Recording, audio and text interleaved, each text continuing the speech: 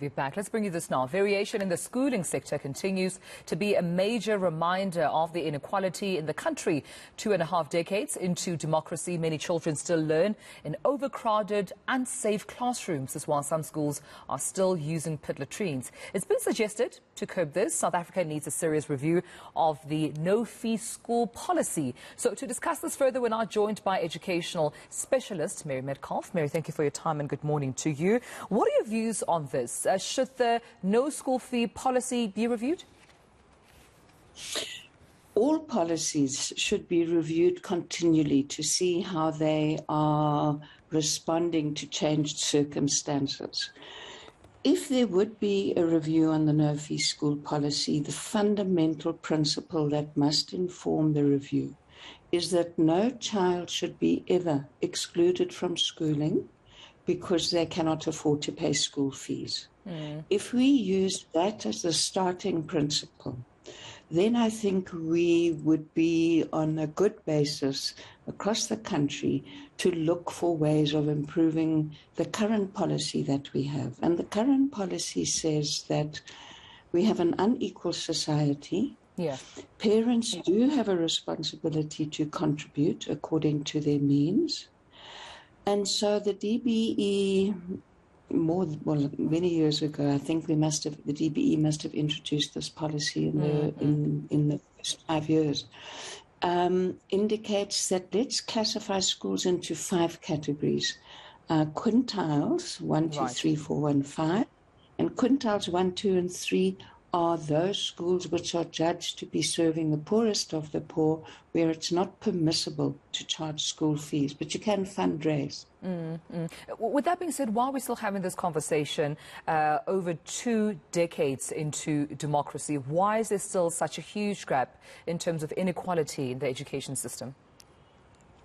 Well, inequality is the biggest societal challenge that we have, and the resolution of societal inequality, education is a means to combating inequality, but education is deeply affected by inequality. Learning is affected, participation is affected.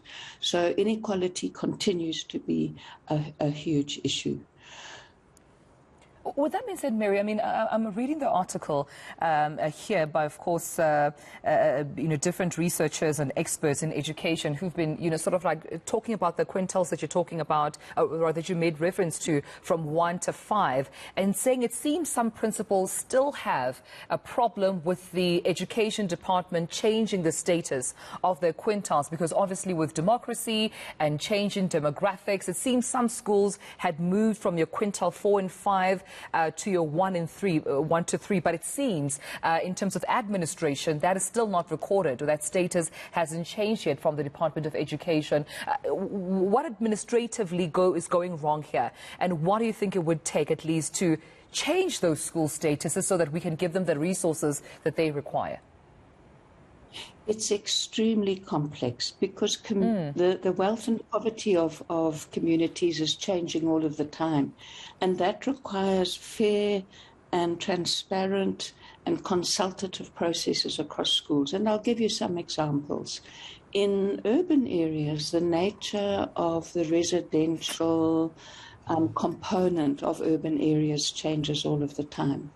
The measures, and rural perhaps to a lesser extent, but the nature of the determination of if you are quintile 1, 2, 3, 4, or 5 depends on objective material factors in the environment. For example, tin roofs versus tiled roofs.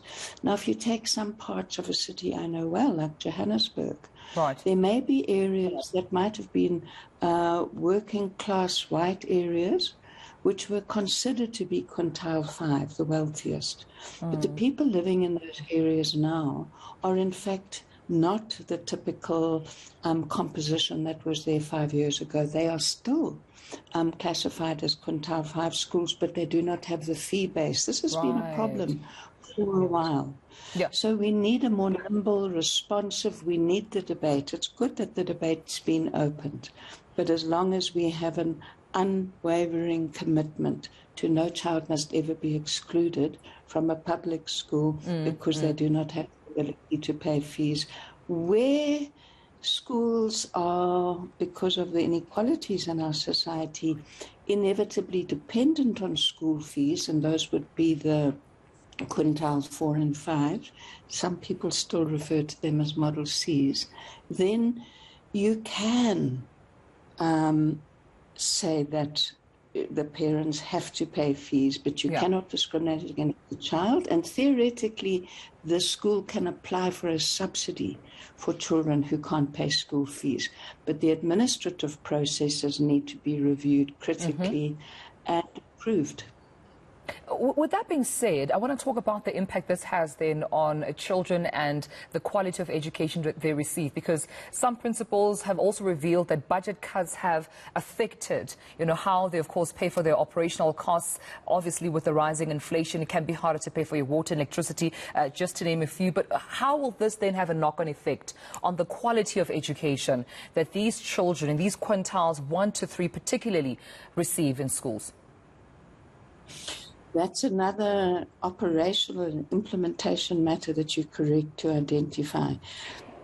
The provinces are meant to transfer funds to the schools in order for the schools to be able to pay their lights and water, purchase the necessary learning and teaching support material, and often that happens late.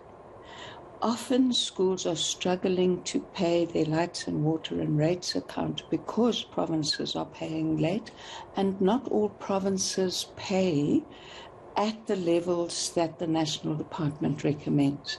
And this is a consequence of the fiscal environment, the fact that we continually are not meeting the financial goals. You saw in the Eastern Cape this week that the Standing Committee and the legislature identified a problem that invoices are raised in one financial year, paid in the next. This is not the only province in which this happens.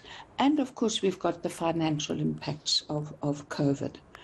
That's why I think that while a policy review happens, what we need is for communities to say, we may not be fee-paying schools, but how can we fundraise, mobilize resources in order to assist the school? Yeah, and we're seeing that, I suppose, if I could make reference to, some of the richer schools, Mary, where the alumni of the schools, whether it's all boys or all girls, contribute to the school. There seems to be a culture of also parents that are in high net worth coming together and, influencing business donations to the schools that assist with the operational costs of the school. But the poorer schools, I'm just wondering if the more they get less, the more they get poorer, the less appealing and attractive they then become to fee-paying parents, because then parents remove their kids from the schools, don't pay school fees, and then go to the richer schools and make them more richer while the poorer schools remain poorer. Yeah, absolutely. Maybe I have I'm idealistic, but what I would want is for every community to see their school as a wonderful resource for them, however wealthy or poor. I would love to see all children going to their local schools rather than the risks associated with this traveling across communities where they become more and more anonymous. I would love to see parents who do have the income that they are investing in transport and travel, bringing that into the local school and saying, we are here to support you. Not everybody has financial resources to give, but these are the different ways in which people of different financial status can contribute to the well-being of the school.